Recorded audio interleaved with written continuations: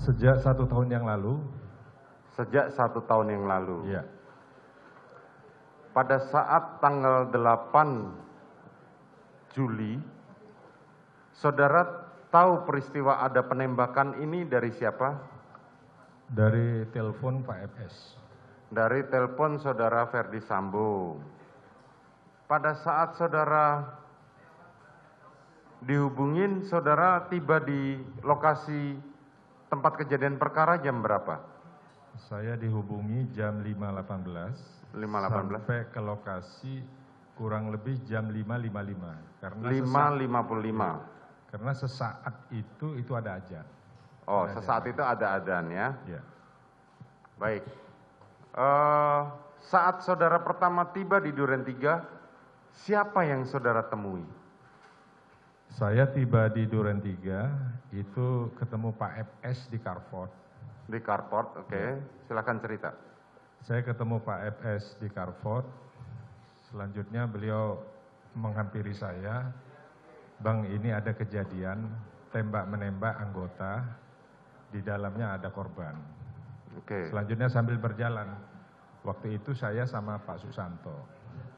Kemudian? Bersamaan dengan itu juga, ada yang keluar sambil nelpon. Ternyata itu setelah beberapa waktu, beliau adalah Kasat Reskrim Polres Jakarta Selatan.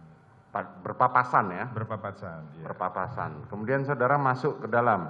Saya masuk ke dalam.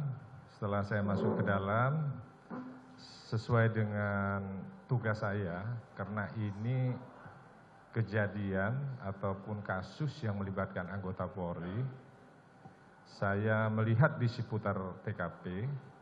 Di TKP itu yang saya lihat ada seorang mayat, di depan gudang ada jenazah telungkup dengan tangan di sebelah kiri, di atasnya ada senjata api, dan beberapa saya lihat ada sisa selongsong ya yang bertebaran. Namun beberapa saat setelah itu datanglah unit dari olah TKP dari Polres Jakarta Selatan. Jadi kami datang itu kurang lebih selisih antara 3 sampai 5 menit. 3 sampai 4 menit tidak lama kemudian datanglah dari Polres Jakarta Selatan. Polres Jakarta Selatan. Ya. Kemudian mereka melakukan olah TKP. Selanjutnya saya tanya, ini dari mana? Dari Polres Jakarta Selatan. Selanjutnya saya sampaikan waktu itu kepada Samuel yang ada itu, berikut beberapa anggota, silakan kalian melaksanakan olah TKP. Oke. Ya, selanjutnya silakan ini dipasang polis lain. Selanjutnya Polres Jakarta Selatan itu melaksanakan olah TKP. Ya. Selanjutnya sesuai dengan tugas saya, di propos itu ada pengamanan kegiatan, pam baket, pam personil, pam pers. Jadi saya mencari baket. Kenapa saya mencari baket? Karena kalau ada kejadian-kejadian yang sifatnya menonjol terkait dengan anggota, saya biasa ditanya oleh pimpinan. Sehingga saya mencari bahan keterangan. Proses olah TKP itu berjalan. Setelah saya lihat, loh ini senjatanya kok satu. Yang satunya mana? Ternyata saat itu Richard, itu senjatanya masih di pinggang. Masih di pinggang, ada Pak Santo juga. Richard ini menyerahkan senjatanya. Cat, itu senjata masih di pinggang, diserahkan di atas meja, ya, diperiksa oleh Pak Santo, kartu senjata api, ya. Selanjutnya juga kalau nggak salah ada KTP saat itu.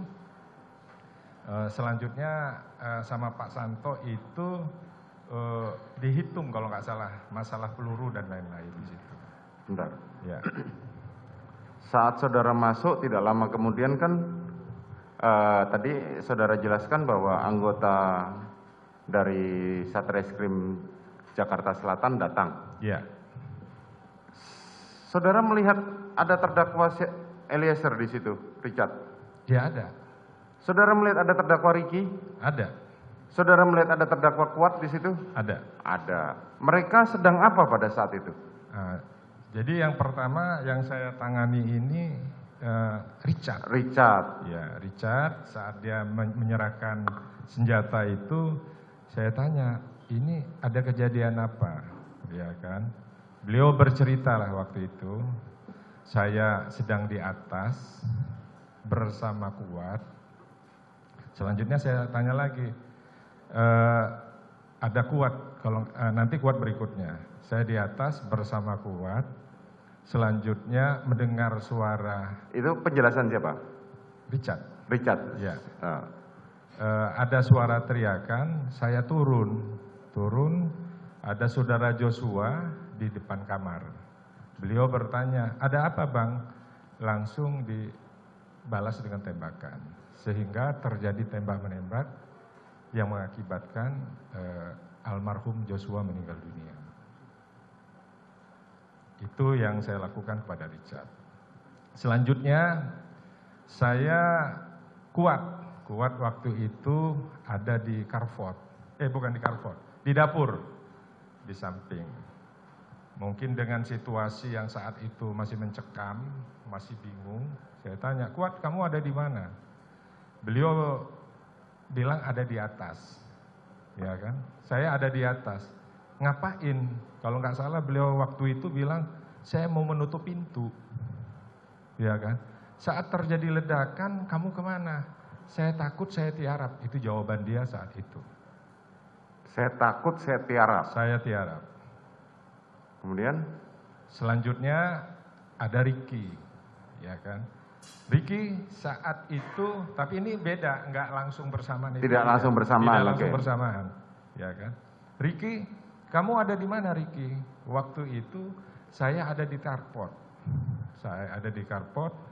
Ada suara tembakan, saya masuk, tapi dia nggak bilang dia masuk. Dia hanya duduk, tiarap, melihat ke arah dalam. Terjadi tembak-menembak. Dari 3 itu, saya cari bucket lain, ya. Ternyata ada Ibu PC katanya di saat kejadian. Saya tanya, Ibu PC-nya di mana? Sudah dibawa ke Saguling. Dengan yang saya dapat itu, saya harus tahu informasi yang seutuhnya. Sehingga saya sama Pak Santo, ayo kita ke Saguling untuk memastikan kejadiannya ini sebenarnya bagaimana. Saya datang ke Saguling. Tunggu sebentar. Pada saat tadi saudara bertanya kepada Richard, kepada Ricky, ya, kepada Kuat. Ya. Jawaban mereka spontan atau berhenti dulu? Ya, mungkin saat itu bingung. Mereka menjawab ya sepotong, jawab lagi. Jadi memang situasi saat itu kelihatan wajah-wajahnya itu sedang bingung, stres. Pada persidangan yang lalu hari Senin, saudara Ricky maupun saudara Kuat menyatakan tidak pernah ditanya oleh anggota Provos dan tidak tahu. Yang ditanya hanya Richard. Waktu itu ada Pak Santo. Kalau nggak salah itu ada Kasat Reskrim juga di situ. Artinya pada waktu saudara kan bertanya langsung kepada saudara. Iya. Saudara bertanya langsung pada mereka dan mereka menjawab seperti itu. Iya.